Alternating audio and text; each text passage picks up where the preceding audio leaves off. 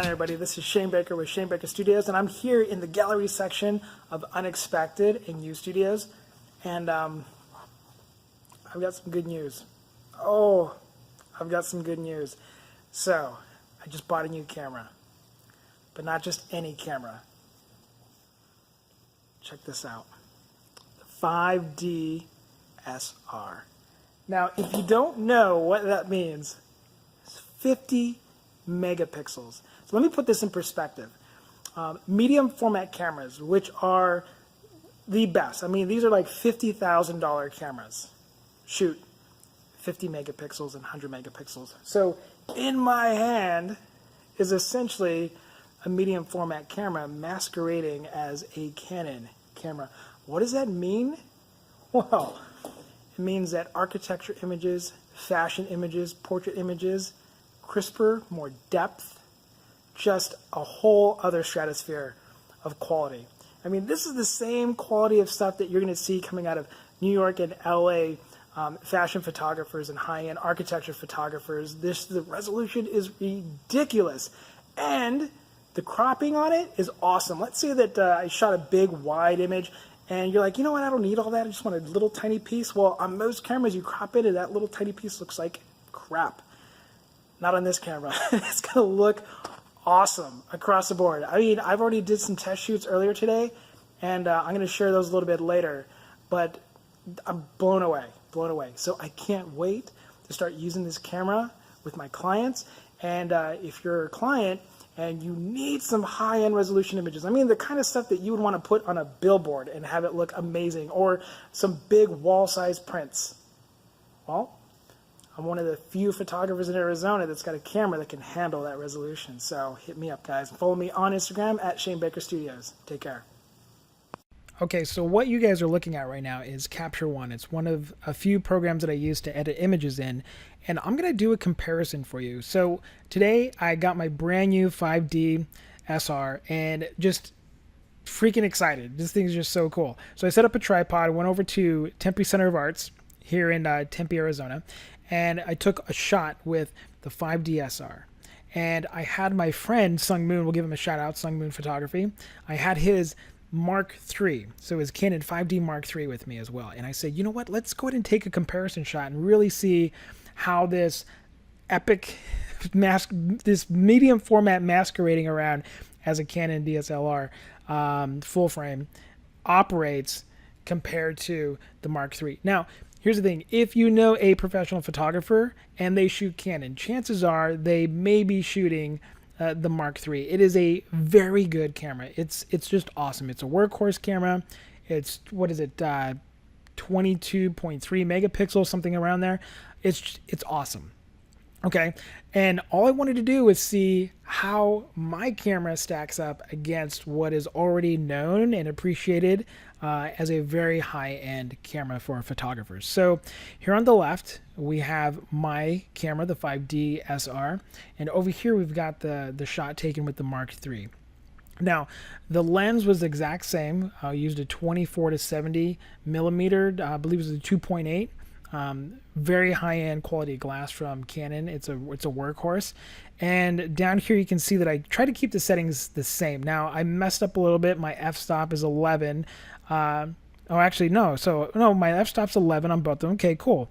And shutter speed 1/200th and ISO 100. Awesome. So we've got the exact same. Oh, here's where we messed up. Look at this, 25 millimeters. So I didn't have the ring turned all the way to the left like I should have. So 24 millimeters. So we're off just a little bit on a perfect comparison. And the tripod was set up in the exact same space, you know, so let's go ahead and take a look in here. So here's the shot. And the reason I did these settings is because you could look at my histogram here. It gave me a pretty even image. I don't have any highlights that are blown out.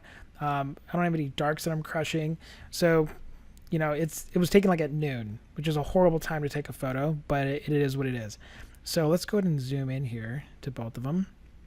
And now what we're looking at is, oh my gosh, look at this level of detail. This is insane. Let's move this over a little bit, pull out just a tiny bit. Okay, so here on the right, the amazing Canon 5D Mark III. It's an awesome lens, or a camera with an awesome lens on it. And over here we have my brand new 5dsr, 50 megapixels. This thing is just insane. And look at this.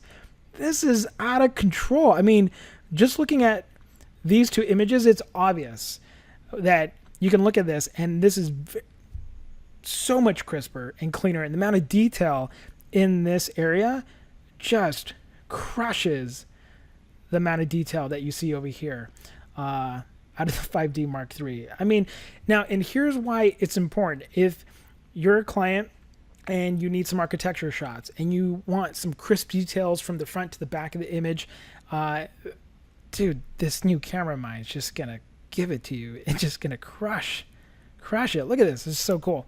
Let's zoom out. Let's look around a little bit. And let's go ahead and take a look here. We've got fidelity, national title. Move this up a little bit. Oh my gosh. Now, I wasn't focusing on fidelity, national title. Where I was focusing was actually right around here in this area in the image. So this building is, I think it's like at least a quarter mile away, somewhere around there, maybe a little bit less. So, but you can see even here the lettering. Now, it's not perfect because I wasn't focusing on fidelity national title. I was focusing way in front of it. But here at f11, you can even see how much crisper and cleaner these letters are than over here. I mean, they're already all super major pixelated. Wow, that's just awesome. Okay, I'm going to zoom out. Let's look around a little bit more. Let's look at the building here. Oh my gosh. Dude, no comparison. Look at over here, we're already losing some of the lines from the roof. In this, looks like it might be a copper top or something like that. But every single line, tack, sharp, in focus. Look at that. Look at this little. I could see that this is a face. This is a woman's face right here in an advertisement. Over here, just like it's mush. You can't tell what that is. But here, you can tell that it's a woman's face. There's her nose, her eyes. Looks like a little headband. That thing is ridiculous. So 5dsr definitely crushing on detail. This is fantastic for portrait work, fashion work, clothing, getting those crisp, nice details. Now let's take a look at a few other things. I took a couple other shots here. These ones I purposely underexposed. So these are badly exposed images you can see here. And I did that on purpose because what we're going to do is we're going to see how well these two cameras pull back shadows. So let's do this first. Let's go ahead and bump up. We'll do 1.5. I'm going to do 1.5. And let's go ahead and bump up the shadows on both of these shots. Boom. Okay. So neither one of these are obviously going to be amazing and awesome when you're bumping up the shadow work that much. But it's not supposed to be. No camera really is. But look at the difference in the shadows. I mean, you can just tell here. I mean, the quality of it is so much better on the 5dsr. It crushes this Mark III. Just intense. So this is helpful. If I have an area of a photo that's highly underexposed, definitely going to be able to pull back some of those shadows in a really smooth way that I'm not going to be able to do on a lesser camera. I mean, look at this. Just this this is just so cool. Okay, let's take a look at some images where I purposely blew them out. Okay, so both these images purposely blown out. Let's go ahead and recover some highlights. And let's zoom in here and take a look. Oh my gosh, look at this. This shot here on the left was totally blown out. Okay, so let's go back here. We're going to totally blow these out, right? And even the dynamic range is insane. So even with no editing done to either one of these shots, it's obvious, first off, that same settings, same time of day. I mean, these were taken probably, maybe 30 seconds apart. The 5dsr is getting so much more dynamic range right out of camera. I mean, look at this. You can, this is almost perfectly exposed, even though the rest of it just looks horrible. The sky is totally gone. And look at all the detail in the building here that you can see that you just completely lose here with the 5D Mark III. This camera is just absolutely crushing it. So let's go ahead and take the highlights or bring them down. So here's the Mark III. And let's bring down the highlights. Look at this. Oh my gosh. Okay. So the sky, I got back the blue in the sky on the 5dsr. And when I come over here to the Mark III, I'm bringing down the highlights, but I'm still getting this really mushy gray look to it. There's not a lot of blue there that I'm seeing. Wow. Definitely going to help out when I'm shooting images, whether it's portrait work outside and I want to get a crisp, great looking blue sky, and maybe it's got to be a little bit overblown because maybe I'm shooting towards noon or just you know, a lot of different factors. But this looks like with the 5dsr, I'm going to be able to not only pull back the highlights but also get some great color back in the sky. So I mean, just look at the difference in the colors between these two.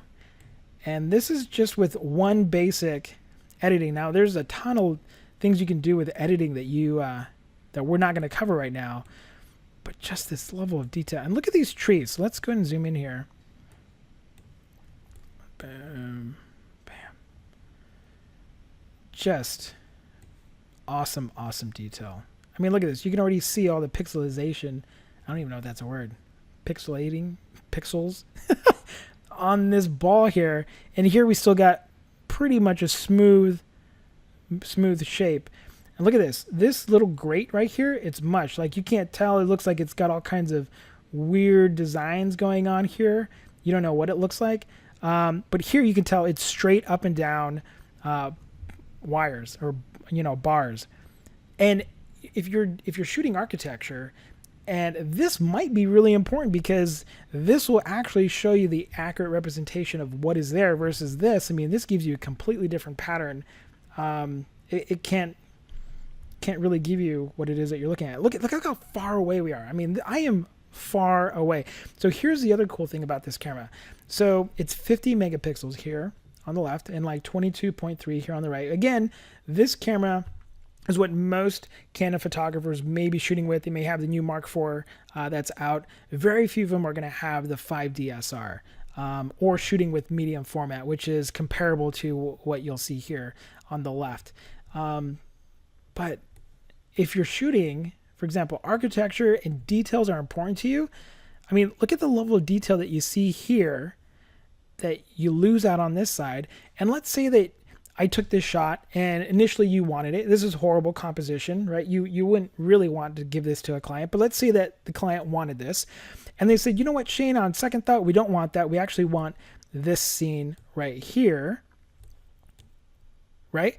Well, look how far I'm able to zoom in and still have all this great detail, give you a file that still looks pretty good, versus over here where it's just, you know, you're lacking the depth.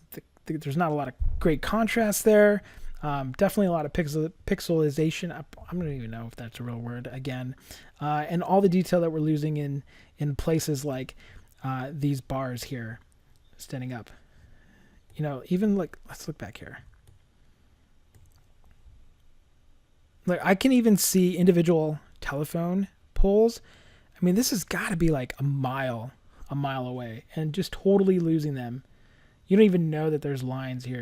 I mean, the only reason I know is because I can see them over here with the 5dsr. Just awesome. Let's look up. Come up here a little bit. Let's see. Let's do some more pixel peeping. Look at the difference between these buoys. I can tell it's a buoy. Over here, it looks like a Mario game, you know, circa 80s. Just crazy. So guys, that is a quick preview of the quality of images. Now, obviously this photo sucks. So don't judge my photography based on this one photo. But as far as when it comes to the pure performance of this camera, I'm definitely going to be able to deliver a much higher dynamic range, depth, and detail to my clients in their images and their work than the majority of photographers here in Arizona that are shooting on anything less. Obviously, I still have to be a great photographer with a composition and everything else. Like I said, the camera does not make you. There are a ton of photographers who are way better than I am. But when it comes to the pure technical details, this thing is just kicking ass.